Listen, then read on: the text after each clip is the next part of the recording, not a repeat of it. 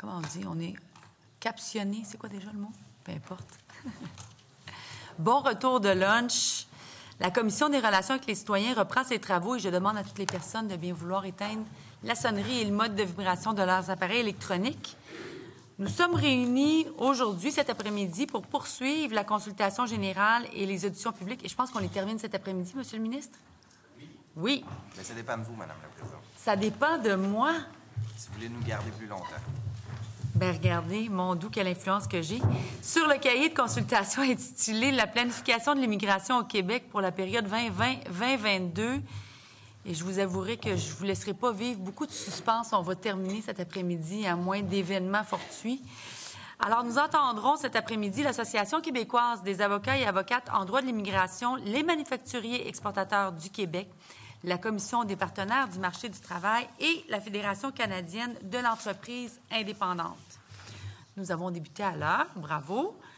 Je souhaite donc la bienvenue aux représentants de l'Association québécoise des avocats et avocates en droit de l'immigration. On s'est déjà rencontrés. Je vous rappelle que vous disposez de 10 minutes pour faire votre exposé. À la fin, à 1 minute de la fin, je vais vous faire un signe pour vous inviter à conclure.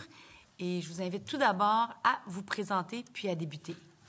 Bonjour à tous et à toutes. Bonjour Madame la Présidente, Maître Guillaume Clich-Rivard. Je suis président de l'association, l'ACADI, l'Association québécoise des avocats et avocates en droit de l'immigration.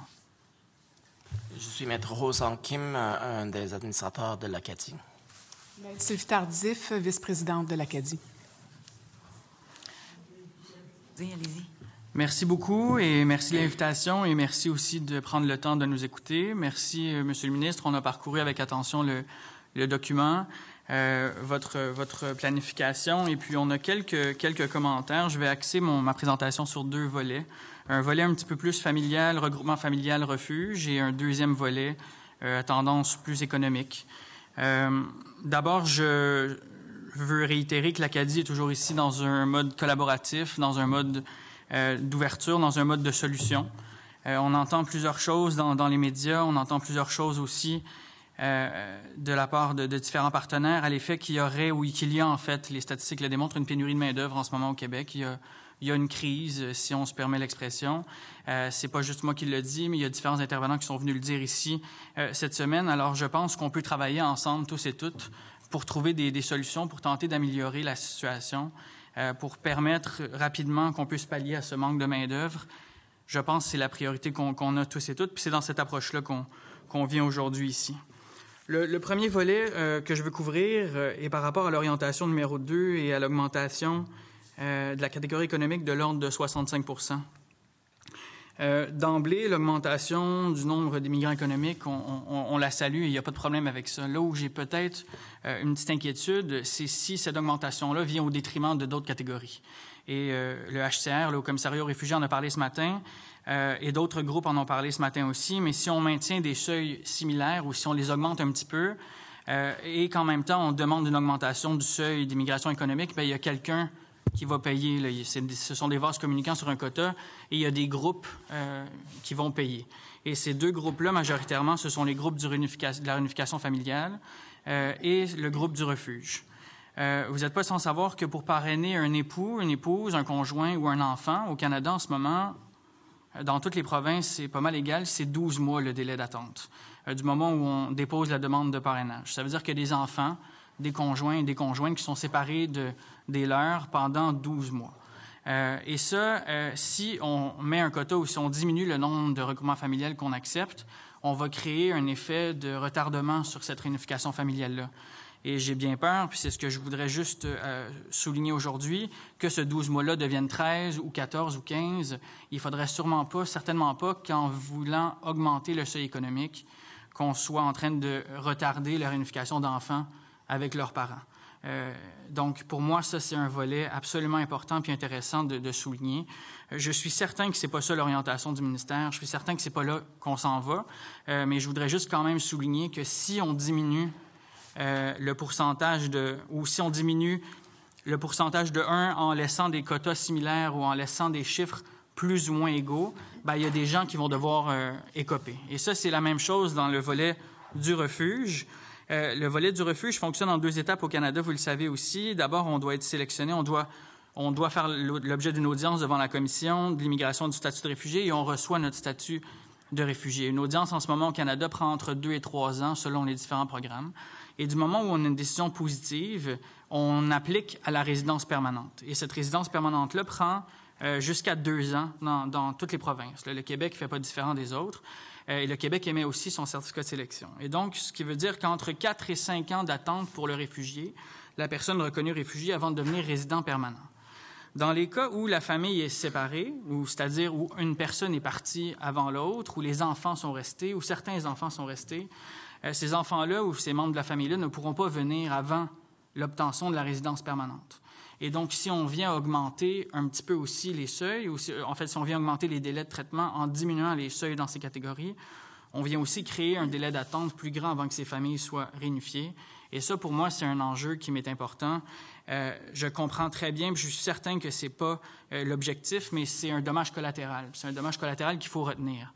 Alors, ce qu'on proposerait, puis ce qu'on propose, à notre avis, c'est certainement, si le ministère veut augmenter le nombre d'immigrants économiques, on n'a aucun problème à ça, mais de ne pas le faire en détriment des autres catégories plus vulnérables et au détriment des enfants ou des époux qui sont à l'étranger. Un enfant qui attend à l'étranger 6 mois de plus, 3 mois de plus, 4 mois de plus, c'est un enfant qui n'apprend pas le français tout de suite. C'est un enfant qui ne se scolarise pas tout de suite. C'est un enfant qui n'intègre pas la société canadienne tout de suite. Mais c'est un enfant qui va vivre toute sa vie au Canada. C'est un enfant qui est sélectionné. C'est un enfant qui va devenir citoyen canadien.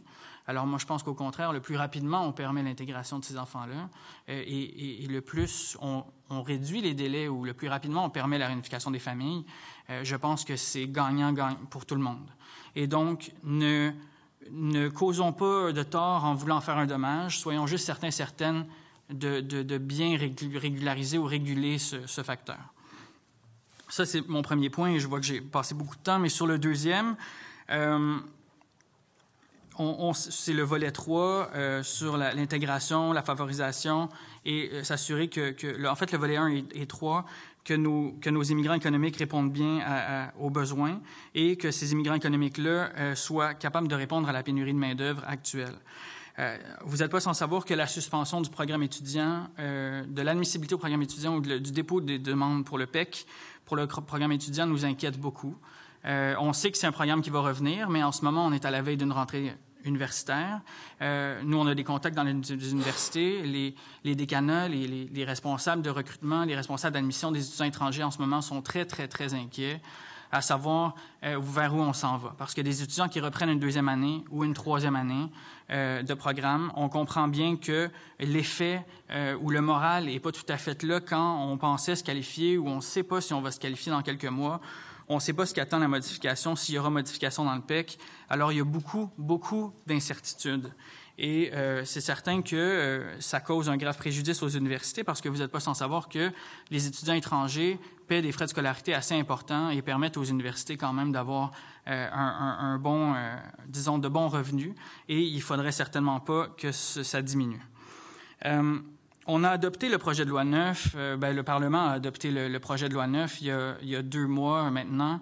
On a commencé à procéder avec des invitations dans le nouveau système d'arrimement, mais on n'a encore émis aucun certificat dans le programme régulier à ce jour, à ma connaissance. Je peux me tromper, mais à ce jour, il n'y a aucun certificat de sélection dans le programme régulier de travailleurs qualifiés qui a été émis dans les 2 mois d'été qui viennent de passer. On avait sollicité ou demandé des programmes transitoires ou des mesures transitoires pour permettre rapidement que des gens puissent être sélectionnés cet été. Malheureusement, en pénurie de main-d'œuvre, la problématique étant qu'il n'y a personne qui a été sélectionné. Il y a des invitations qui ont été faites, mais il n'y a pas de CSQ qui ont été délivrés. Je comprends que la mise en place d'une réforme prend du temps, je comprends ça, mais c'est quand même inquiétant quand on entend le marché, quand on entend les acteurs économiques nous dire qu'on est en pénurie maintenant, mais que dans les 2 derniers mois, il n'y a pas eu de sélection. Alors, je vais m'arrêter là-dessus parce que j'ai pas beaucoup de temps. On a des solutions. Je suis très, très ouvert à discuter de solutions. Il y a des programmes temporaires. Je sais que le ministre va certainement en parler. Et vraiment en mode collaboratif. On est ici pour souligner des points en mode plus d'approche pour trouver des solutions ensemble. Puis c'est vraiment dans cette orientation-là qu'on veut être aujourd'hui. Merci beaucoup. Merci à vous, M. Clich-Rivard, Maître Clich-Rivard. Alors, nous allons maintenant débuter la période d'échange, tout d'abord avec le parti formant le gouvernement, Monsieur le ministre, la parole est à vous. Merci, Madame la Présidente. Maître Clich-Rivard, Maître Tardif, Maître Sun Kim, bonjour. Merci d'être à l'Assemblée nationale. On se retrouve en commission à nouveau. Écoutez, j'aimerais que on discute en général de... et vous avez plusieurs clients qui sont des immigrants. J'aimerais qu'on discute un peu plus sur le concept de régionalisation. Parce que j'imagine que vous accompagnez vos différents clients dans leur démarche, à la fois, j'imagine, pour les personnes qui sont en situation temporaire, quand c'est des permis de travail étrangers temporaires ou quand c'est des PMI, mais aussi avec le processus régulier d'immigration, puis peut-être même aussi avec le PEC que vous intervenez. Alors, je voudrais savoir, quelle est votre opinion par rapport à la régionalisation? Pour savoir comment est-ce qu'on fait pour s'assurer que sur l'ensemble du territoire québécois, on puisse assurer la présence des personnes migrantes sur l'ensemble du territoire?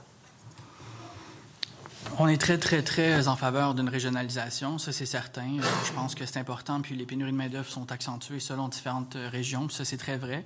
Maintenant, je pense que sur le pouvoir de sélection, sur le pouvoir d'offres d'emploi validées notamment, on voit à travers la grille actuelle où il y a un certain nombre de points pour une offre d'emploi validée sur la région de Montréal, mais il y a beaucoup plus de points, jusqu'à 14 points, à l'extérieur de l'île de Montréal. Alors ça, c'est une façon de faire beaucoup plus de points dans la grille et c'est une façon, je pense, d'améliorer ou de favoriser la régionalisation. Maintenant, dans les permis de travail, c'est sensiblement la même chose aussi, où on peut faire un permis de travail avec une offre d'emploi et l'offre d'emploi est associée à une région. Là où je voudrais peut-être juste mettre un bémol, c'est où, une fois sélectionné puis une fois devenu résident permanent, il y a une liberté de circuler puis il y a une liberté de s'établir là où on voudra. Et donc, je pense qu'avec des incentives, là, si vous permettez l'anglicisme, avec des avantages ou avec une facilitation, les gens vont rester. Les gens vont s'établir puis vont demeurer là où ils le sont. Je l'espère, mais on va vous suivre dans la régionalisation, c'est certain, parce que les besoins sont régionaux aussi. Mais revenons là-dessus. Là. Vous disiez, bon, avec le permis de travail temporaire, c'est destiné à une région. Donc, c'est un permis de travail fermé envers une entreprise précisément. Supposons que quand on est dans le PTET, le programme de travail étranger temporaire, est-ce que vous êtes d'accord avec ça, du fait que le permis de travail temporaire soit donné pour un employeur précisément et que ça permet, dans le fond, d'assurer la régionalisation des travailleurs étrangers temporaires? Il y a différentes catégories, mais il y a une catégorie effectivement du permis de travail fermé. Il y a certains programmes qui ont des permis de travail ouverts, notamment pour le conjoint ou la conjointe dans une situation de parrainage. Ça, c'est un programme qui est un permis de travail ouvert et là, on ne peut pas vraiment contrôler l'employeur. Et ça permet aussi la mobilité du résident permanent qui est associé ou le citoyen qui est associé au permis. Même chose pour le ou la réfugiée qui peut bouger avec son permis de travail ouvert. Même chose pour plusieurs autres catégories. Maintenant, pour obtenir un permis de travail fermé, avec EIMT, étude d'impact sur le marché, il faut démontrer qu'il y a une pénurie de main-d'œuvre dans un secteur, puis il faut avoir une offre d'emploi. Alors oui, j'ai pas de problème à avoir un permis de travail fermé associé à un emploi puis à un employeur. C'est ce qui existe déjà et ça fonctionne quand même bien du moment où la personne respecte les conditions, du moment où c'est l'employeur aussi qui respecte les conditions qui étaient associées aussi à l'offre d'emploi. Je pense que le programme de PTET pourrait effectivement être accéléré dans sa détermination, puis on pourrait obtenir le permis de travail plus rapidement. Ça relève partiellement du niveau fédéral. Mais oui, on approuve ou on n'a pas de problème avec la régionalisation jusqu'à l'obtention de la résidence, où là, les gens sont libres de s'établir là où ils le voudront. OK.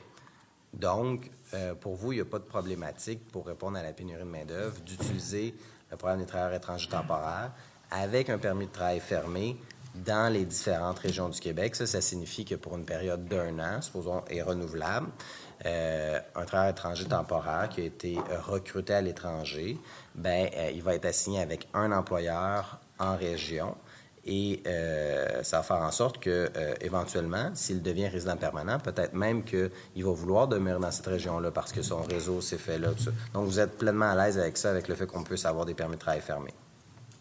Oui, parce que ça existe déjà, Monsieur le ministre. C'est déjà comme ça que la situation actuelle elle est. Alors, avec respect, cette situation-là existant déjà et ayant la pénurie de main-d'œuvre actuelle, ça suffit pas. dans la mesure où c'est juste ça. Mais oui, on est d'accord. En fait, je vous pose la question parce qu'il y en a qui critiquent ce fait-là. Il y en a qui disent, écoutez, il ne devrait pas y avoir de permis de travail fermé. Il devrait juste avoir des permis de travail ouverts. Non, nous, on est ouvert au permis de travail fermé, puis il existe une disposition. Le gouvernement fédéral vient de développer un permis de travail pour personnes en situation vulnérable, ce qui veut dire que si la personne devait être victime d'abus de l'employeur, il y a une disposition du fédéral qui permettrait de passer en permis de travail ouvert s'il en faisait la détermination. Alors pour moi, le gouvernement fédéral, là, est venu répondre à une problématique parce qu'effectivement, quand on associe l'emploi seulement avec un employeur, il peut y avoir des abus, des fois, souvent non, la majorité du temps non. Mais là, maintenant, il y a une passerelle, il y a une possibilité pour ces gens-là en situation d'abus de passer sur un permis de travail pour personnes vulnérables. Alors pour moi, ça répond un peu à l'inquiétude. Oui, il n'y a pas de problème avec le permis de travail fermé de notre côté. Quand vous conseillez vos clients là, par rapport au Québec, supposons de l'étranger où ils sont ici, puis ils veulent devenir résidents permanents, puis passer par le programme régulier de travail qualifié, est-ce que votre association les encourage à s'établir en région? Comme quand vous avez des clients de l'international, est-ce que vous leur dites, vous devriez aller vous établir en région? Est-ce que ça fait partie de vos considérations? Ça fait partie des considérations, ça fait aussi partie des besoins ou des demandes ou ce que le client désire aussi comme intégration ou comme vie ou qu'est-ce qui est adapté aussi à son parcours personnel et professionnel. Si le client est dans un secteur clé qui se retrouve certainement plus à Montréal, dans ce cas-là, on va s'adapter avec les besoins du client. Mais s'il y a pénurie de main-d'œuvre à l'étranger, puis plusieurs occasions, le client, c'est l'entreprise, c'est pas le client à l'étranger nécessairement. Et on a beaucoup d'entreprises, justement, en région qui viennent nous solliciter pour qu'on puisse les aider à aller chercher de la main-d'œuvre à l'étranger. Et là, on répond directement aux besoins de pénurie de main-d'œuvre. Alors, ça se fait vraiment des deux côtés. Au niveau du PRTQ ou de la grille de sélection, certainement que si quelqu'un est capable d'avoir une offre d'emploi en région qui va lui permettre de faire plus de points, s'il est capable de l'obtenir, s'il a les contacts, c'est certain qu'on va le recommander. Chaque dossier est un cas d'espèce, comme vous le savez, mais ça peut arriver, par exemple, d'un dossier où le frère est déjà établi à Montréal ou un autre dossier où le frère ou la sœur est déjà établi à Québec ou ailleurs, dans une autre région, bien, là, on va aider la meilleure intégration avec la famille. Mais donc, chaque dossier est un cas d'espèce. Mais si on peut favoriser la région avec nos entreprises puis avec nos entreprises clientes, on est très, très, très en faveur de la régionalisation parce qu'il y a des besoins dans toutes les régions du Québec. Et vous parlez beaucoup, dans le fond, de la pénurie de main-d'œuvre, des besoins de régionalisation. On veut augmenter la proportion de travailleurs qualifiés à l'immigration économique à 65 % justement pour répondre à cette pénurie-là. Et tout à l'heure, vous parliez des réfugiés et du regroupement familial. Il faut dire aussi, puis ça, c'est pas tout le monde qui le sait, dans le fond, dans la catégorie économique, là, sur les travailleurs qualifiés, bien, souvent, vous avez un requérant principal, qui est le demandeur, la personne migrante, mais il y a des personnes liées aussi dans la demande d'immigration. Donc, quand on dit qu'on accepte X nombre de travailleurs qualifiés ou d'immigration économique, bien, c'est pas uniquement des travailleurs, là. C'est monsieur, madame, plus les enfants aussi. Donc, le Québec accueille des familles. C'est pas uniquement des travailleurs qu'on accueille au niveau de l'immigration permanente. Puis ça, je pense que c'est important de le rappeler quand on parle de regroupement familial, parce que lorsqu'on est dans la catégorie économique, c'est des familles aussi qu'on accueille. C'est vrai. C'est vrai. Puis la grille est pondérée en fonction de la famille, c'est-à-dire qu'on peut même faire plus de points dans la grille si on a des enfants, et selon l'âge des enfants, parce qu'on détermine que ça permet une meilleure intégration, puis c'est bien pour l'avenir du Québec. De l'autre côté, la grille est aussi pondérée avec notre conjoint, notre conjointe, c'est-à-dire que les seuils à atteindre dans la grille de sélection sont différents si on est avec conjoint ou sans conjointe. Alors, effectivement, on va accueillir des conjoints et des conjointes qui ne sont pas le requérant principal, mais la plupart du temps, ces conjoints-là vont permettre de faire plusieurs points aussi. Et c'est souvent des gens qui sont aussi diplômés. Alors, pour nous, dans quelques occasions, c'est difficile de dire qui est vraiment le requérant principal.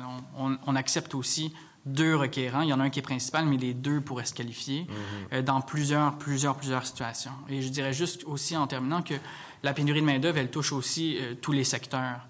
Elle touche, bien sûr, le volet qui se qualifie ou le candidat qui se qualifie au PRTQ, mais aussi dans les catégories moins qualifiées.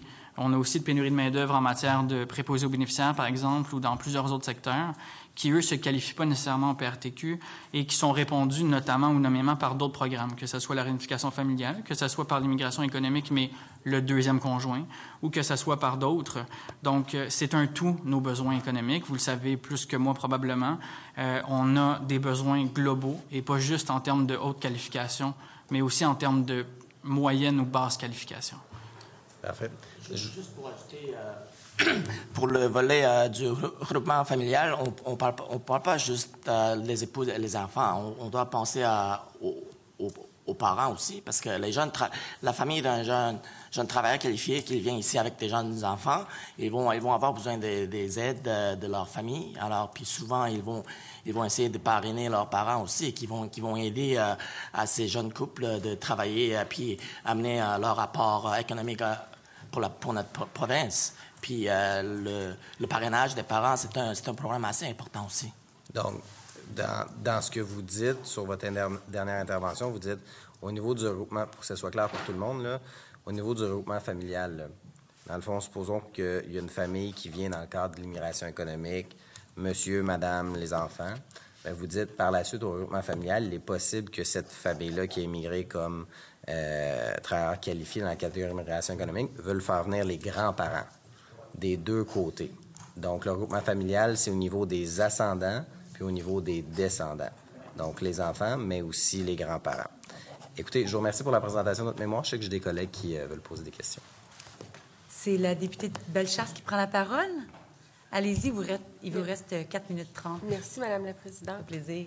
Madame, Messieurs, merci d'être là. Merci pour votre exposé. Je vais y aller brièvement. Vous avez critiqué le seuil d'immigration qui, selon vous, n'est pas assez élevé. Selon vous, quel serait le seuil à atteindre? Je pense que le seuil à atteindre devrait plutôt pas être fixé par nous, certainement pas, mais plutôt par les besoins puis les capacités d'intégration. Un mélange des deux. Le nombre à dire exact, moi je le qualifierais plutôt, je le demanderais peut-être plus aux chambres de commerce ou aux industries qui sont actuellement en pénurie de main-d'œuvre. Pour moi, du moment où il y aura une pénurie de main-d'œuvre, ça ne sera pas adéquat ou judicieux de parler de quotas ou de seuil. Dans la mesure où quand il y a des emplois, quand il y a une capacité d'emploi réelle ou quand quelqu'un est prêt à venir s'intégrer au Québec avec un emploi, il ne devrait pas avoir de seuil. On ne devrait pas arrêter de traiter les demandes en novembre ou en octobre parce qu'on a atteint 40 000 ou 50 000 ou 55 000. Si ces gens-là sont en emploi et sont capables de s'intégrer, moi, je ne pense pas que l'idée d'un seuil devrait être la bonne, mais plutôt à quel point on est capable de les intégrer en emploi rapidement selon les besoins du marché. Je pense que ça, c'est plus judicieux, puis ça va améliorer probablement ou répondre davantage aux besoins de l'économie québécoise. Merci. Vous le dites bien, la capacité d'accueil est tributaire de la capacité d'intégration qu'on a. Et vous avez aussi bien nommé la pénurie de main-d'œuvre qui est quand même importante chez nous. J'aimerais ça revenir à l'orientation 2, en fait, dans votre mémoire, où vous nous mentionnez qu'une augmentation des services à l'intégration servira possiblement davantage la catégorie des immigrants économiques qu'humanitaires. Vous vous basez sur quoi pour avancer ceci? Bien, il y a un élément qui est important pour nous, puis c'est quelque chose dont on devra parler rapidement aussi, c'est la reconnaissance des acquis, puis la reconnaissance des diplômes. Puis ça, je sais que le gouvernement en a fait une priorité, puis on a très, très hâte d'entendre les orientations là-dessus.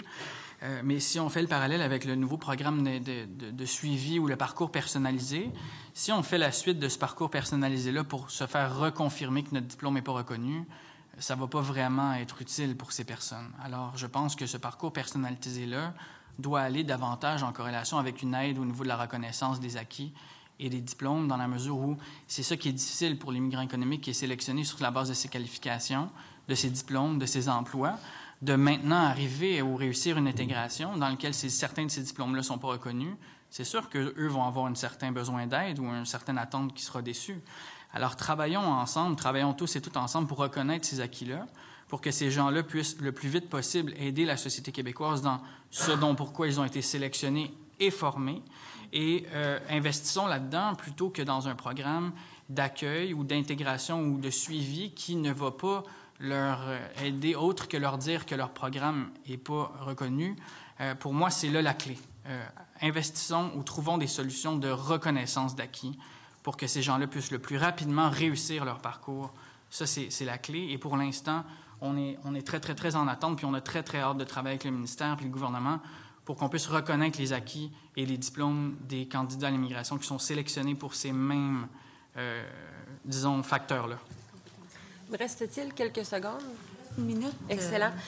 En terminant, vous mentionnez que le niveau de rétention au niveau des immigrants économiques est à parfaire, donc il est plus faible. Avez-vous des données? Vous êtes-vous basé sur une statistique?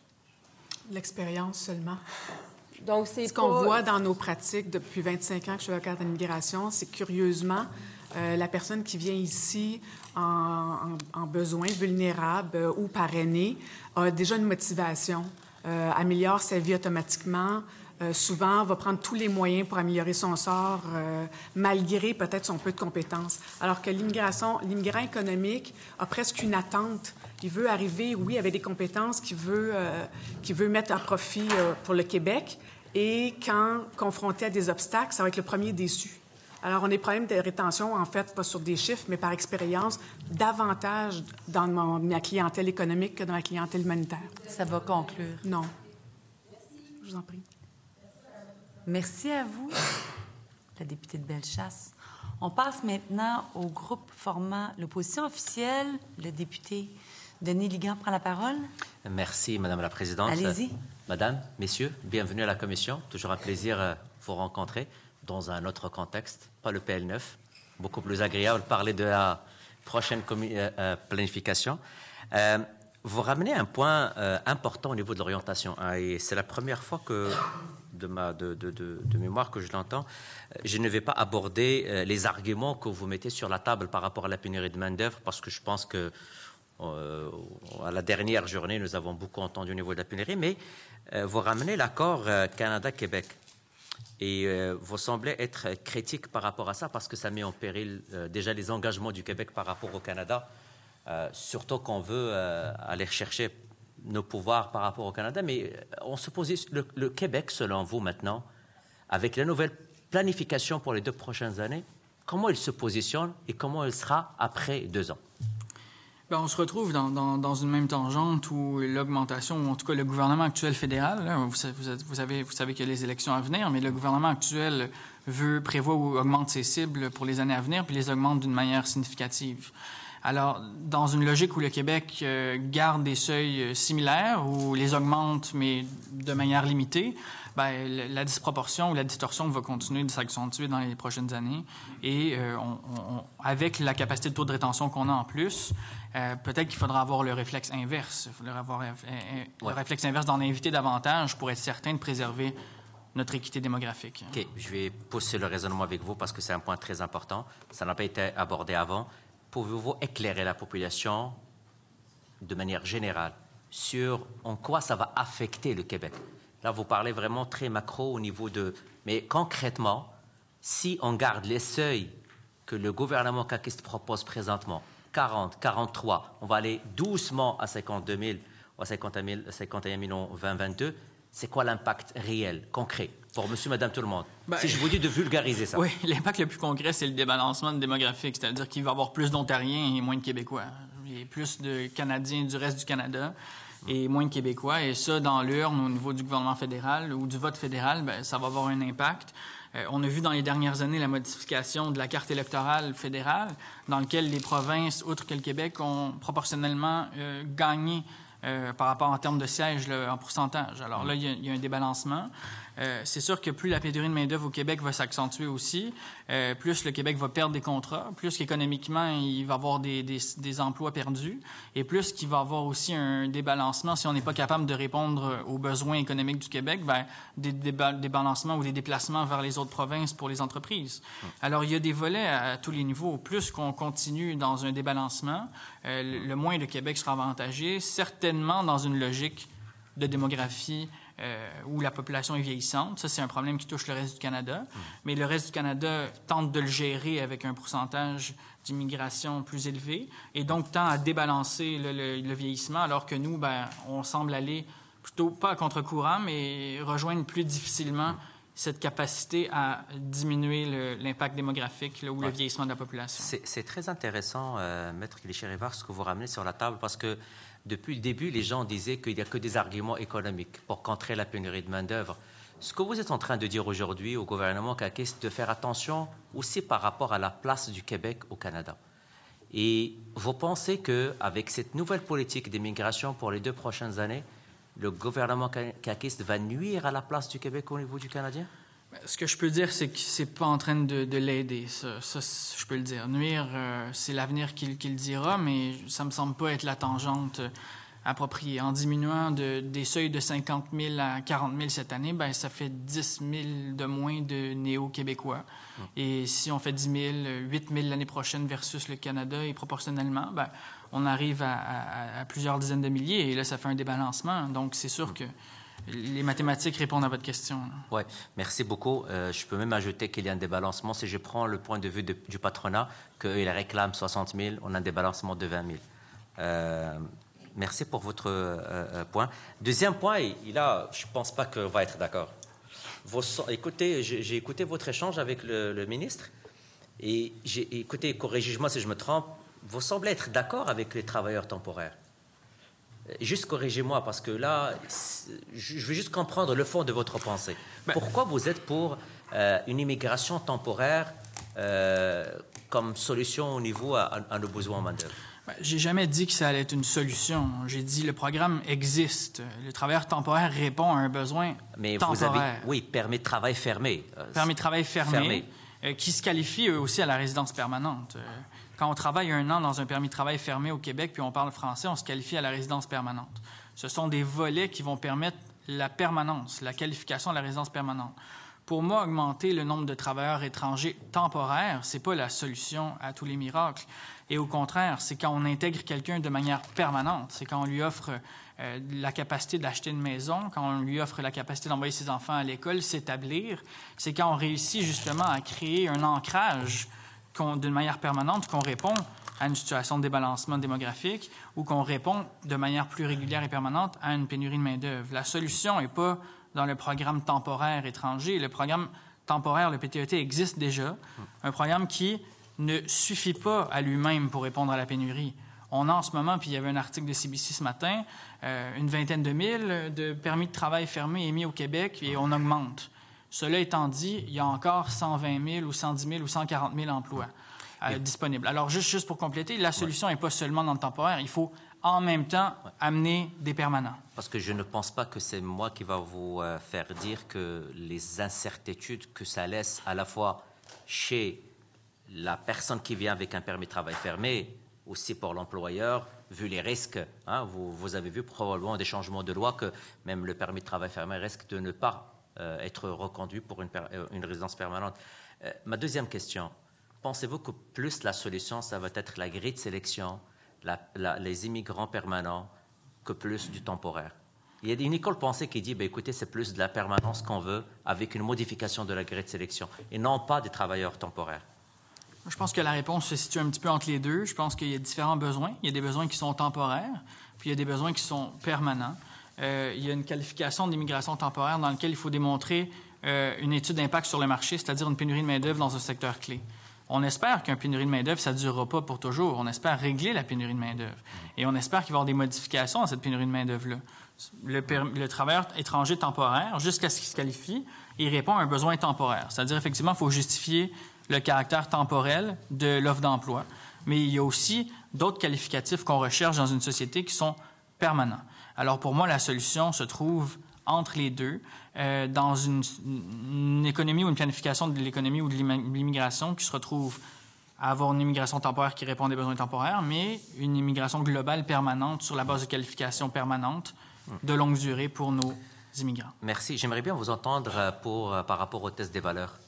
Et ce matin, nous avons eu un chercheur qui, lui, il ramène une nouvelle façon de voir que lui, en tant qu'immigrant qui est venu au Québec en 1990, dans les années 90, il a plus évolué avec la société. Il nous disait, il nommait des noms de famille avec qui il a évolué. Selon vous, est-ce que le gouvernement, avec la démarche et avec l'orientation qu'il propose, s'en va vraiment vers une bonne direction avec son test des valeurs? Pour moi, c'est pas la bonne tangente. Et pour moi, je trouve que ce que ça insinue, c'est que les valeurs sont pas bonnes. Si on a besoin d'un test, c'est parce que le message qu'on envoie, c'est que probablement que les valeurs que vous avez en ce moment, on a un doute que les valeurs que vous avez en ce moment correspondent aux nôtres. Alors pour moi, c'est comme si on envoyait un message aux immigrants qu'on présume qu'ils ne respectent pas ces valeurs. Pour moi, c'est pas tout à fait le bon fonctionnement. Quand on signe une déclaration d'engagement dans un certificat de sélection du Québec, on s'engage à respecter l'égalité homme-femme, on signe sur l'honneur. On s'engage à respecter la neutralité de l'État, on s'engage à une société libre et démocratique, un État de droit. On fait cet engagement-là envers le Québec déjà, et c'est des choses qui est pris très au sérieux, où le demandeur, chacun des candidats signe sa déclaration et envoie et fait cette promesse-là et cet engagement-là envers le gouvernement du Québec. C'est quelque chose qui est très solennel pour nos clients, nos clientes, et c'est quelque chose qui est très respecté et qui comprennent très bien. Et pour moi, de dire qu'on a besoin de les tester par la suite, ces valeurs-là, ça insinue qu'il y a un problème. Et ce problème-là, pour moi, n'a pas été démontré. Pour moi, on ne m'a pas démontré qu'il y avait un problème avec les valeurs des nouveaux arrivants. Et donc, pourquoi créer un test alors que, manifestement, je ne vois pas la problématique actuelle ni à venir sur les valeurs. Au contraire, je pense que ces gens-là qui choisissent le Québec adoptent et respectent et entérinent nos valeurs. Et je pense que c'est plutôt ce message-là qu'on devrait leur envoyer. Il reste une minute au je vais vous ramener très rapidement, pas sur les 18 000 dossiers, mais ce qui a été ajouté, les 3 000 qui résident aussi ici au Québec. Avez-vous de l'écho par rapport à leurs dossiers? Ces gens-là ont, pour la plupart, fait une déclaration d'intérêt dans Arima, et pour l'instant, ils n'ont pas été invités, à moins d'avoir une offre d'emploi validée, pardon. Okay. Excusez, je vais juste comprendre. Parce qu'aux loi 9, on s'est engagé à ce que ces gens régulent leur situation rapidement dans la plateforme. Donc, ce que vous êtes en train de dire, qu'ils ont appliqué dans Arima et il n'y a aucun CSQ qui a été envoyé. Est-ce que c'est ça que vous semblez dire? Je vais vous le dire clairement. Depuis l'adoption d'urgence du PL9 le 14 juin, il n'y a pas eu de certificat de sélection émis dans le programme régulier. Dans le programme régulier, il n'y a pas de sélection. Aucune, en 2 mois. Alors, ça répond à votre question. C'est préoccupant. Je vous remercie, pardon. Ça termine le bloc d'échange avec le parti formant l'opposition officielle. Nous passons maintenant à la seconde opposition. Monsieur le député de Laurier-Dorion, la parole est à vous. Merci. Monsieur Clich, Madame Tardif, Monsieur Osung-Tim, bienvenue à l'Assemblée nationale. Juste une petite question d'éclaircissement. Les travailleurs temporaires dans le domaine agricole qui sont obligés de travailler pour un seul employeur, est-ce qu'ils sont admissibles à une demande de résidence permanente? Pas à ma connaissance. C'est pas mon domaine de pratique précis, mais... En tout cas, pour ce secteur-là, ce n'est pas... OK, pas à votre connaissance. Pas à ma... Au niveau de compétences. Mais je pense qu'au niveau de compétences, oui, mais je pense que la durée du permis de travail n'est pas plus que 12 mois, donc il ne se qualifiera pas au PEC. Donc, c'est des gens qui sont condamnés à revenir au Canada, puis partir, etc., sans jamais pouvoir aspirer à devenir un résident permanent.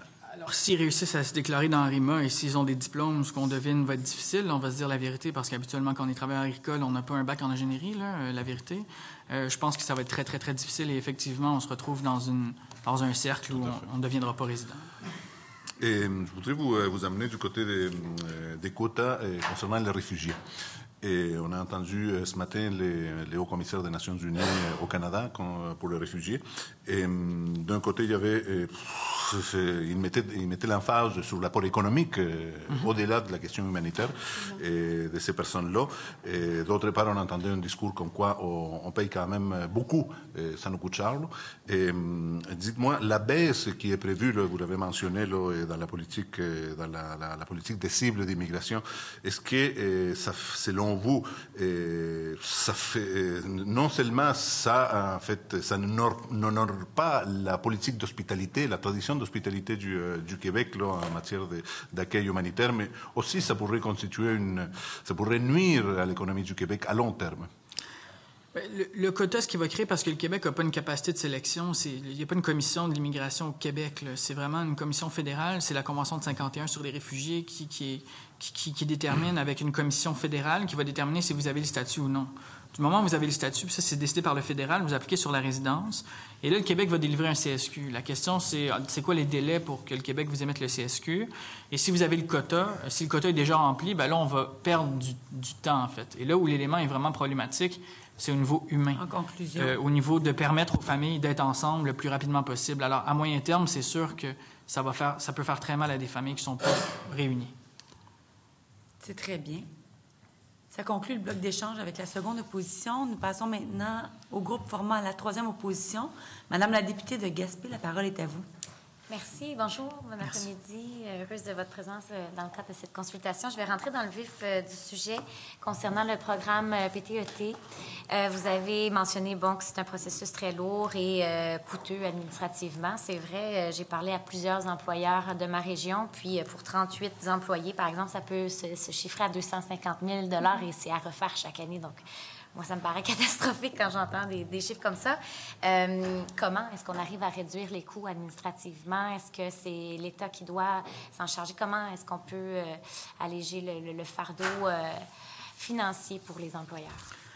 Bien, il y a certainement une discussion, où je suis certain qu'il y en a des discussions déjà avec le gouvernement fédéral pour accélérer le programme. Le programme de IMT est particulièrement plus long au Québec que dans d'autres provinces. Et d'autres provinces ont beaucoup de programmes accélérés en 10 jours, des procédures d'urgence qui n'existent pas au Québec. Alors, c'est certain que le gouvernement fédéral et le gouvernement du Québec vont pouvoir se parler puis trouver des solutions pour accélérer. Mais le Québec a aussi d'autres options, dans la mesure où quand on sélectionne quelqu'un à l'étranger, cette personne-là ne peut pas venir avant l'obtention de sa résidence permanente, c'est-à-dire ne pourra pas venir avant 18 mois, 1 an, alors que dans toutes les autres provinces du Canada, du moment où on a une sélection par les provinces, on peut venir tout de suite avec un permis de travail quand on a une offre d'emploi. Et ça, c'est dans toutes les autres provinces. Et je me demande vraiment pourquoi le Québec ne fait pas cette demande-là au fédéral, qu'il l'accepte pour toutes les autres provinces. Ce qui veut dire que du moment où on choisirait un immigrant à l'étranger, on le sélectionnerait, on pourrait le faire venir tout de suite sur un permis de travail, ce qui réglerait beaucoup de la pénurie. Merci. Vous avez parlé de l'ajout de bureaux d'immigration du Québec que vous accueillez favorablement, je crois, à l'international. Est-ce que vous avez des attentes particulières? Comment on peut améliorer la gestion de ces bureaux d'immigration du Québec? Bien, pour moi, il va y avoir la première chose à l'international, c'est une confiance à rétablir. Pour moi, l'adoption du projet de loi 9 a fait mal au Québec, a fait mal à l'image du Québec. Et la suspension du PEC en ce moment à l'étranger continue de faire mal à l'image du Québec. Alors, il va devoir avoir un rétablissement de confiance, peut-être un mea culpa, peut-être des excuses officielles pour avoir fait perdre beaucoup d'années et d'argent à des familles. Pour moi, ça, c'est troublant. Puis les bureaux à l'étranger vont devoir travailler fort pour rétablir la confiance. On n'a pas entendu le premier ministre ni le ministre faire des excuses dans l'adoption du PL9 à des dizaines de milliers de familles. Et pour moi, ça pourrait commencer par là avant de rétablir l'image du Québec à l'étranger. Merci. Merci. Je vous remercie pour votre contribution aux travaux de la commission. Je suspends momentanément les travaux pour permettre au prochain groupe de prendre place.